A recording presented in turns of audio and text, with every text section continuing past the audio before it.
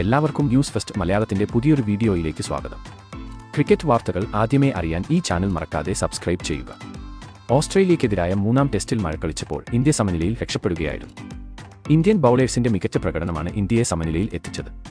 ഇന്നത്തെ മത്സരശേഷം Indian captain Rohit Sharma പറഞ്ഞത് ഇങ്ങനെയാണ്: ഈ മത്സരം സമനിലയിൽ അവസാനിച്ചതിൽ എനിക്ക് സന്തോഷമുണ്ട്. വിജയിക്കുമെന്ന് കരുതിയാണ് ഈ മത്സരം ഞങ്ങൾ കളിക്കാൻ ഇറങ്ങിയത്. എന്നിരുന്നാലും അപ്രതീക്ഷിതമായ ഒരുപാട് പ്രശ്നങ്ങളും തടസ്സങ്ങളും വന്ന് ഞങ്ങൾക്ക് മികച്ച പ്രകടനം പുറത്തെടുക്കാൻ സാധിച്ചില്ല. അതുകൊണ്ട് തന്നെ സമനിലയിൽ എങ്കിലും ഈ മത്സരം അവസാനിക്കും എന്നാണ് ഞാൻ പ്രതീക്ഷിച്ചത്. അത് സംഭവിക്കുകയും ചെയ്തു. ഈ സമനില മെൽബണിലെ മത്സരത്തിന് ഒരു ആശ്വാസമാകും.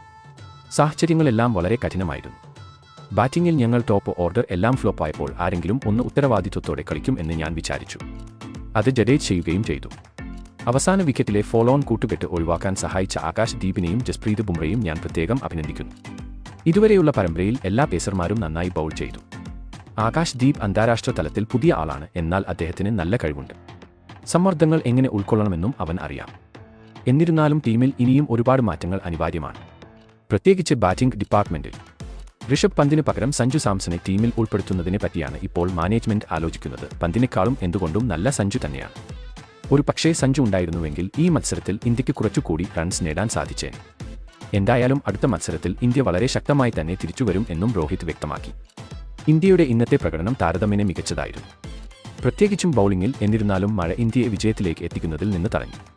അടുത്ത മത്സരത്തിൽ ഇന്ത്യൻ ടീം ശക്തമായി തന്നെ തിരിച്ചുവരും എന്ന് നമുക്ക് പ്രതീക്ഷിക്കാം. ഇതിനെപ്പറ്റി നിങ്ങളുടെ അഭിപ്രായം എന്തെന്ന് താഴെ കമന്റ് ചെയ്യുക. അപ്പോൾ ഇതുപോലത്തെ കൂടുതൽ ക്രിക്കറ്റ് വാർത്തകൾക്കായി ഈ ചാനൽ മറക്കാതെ സബ്സ്ക്രൈബ് ചെയ്യുക.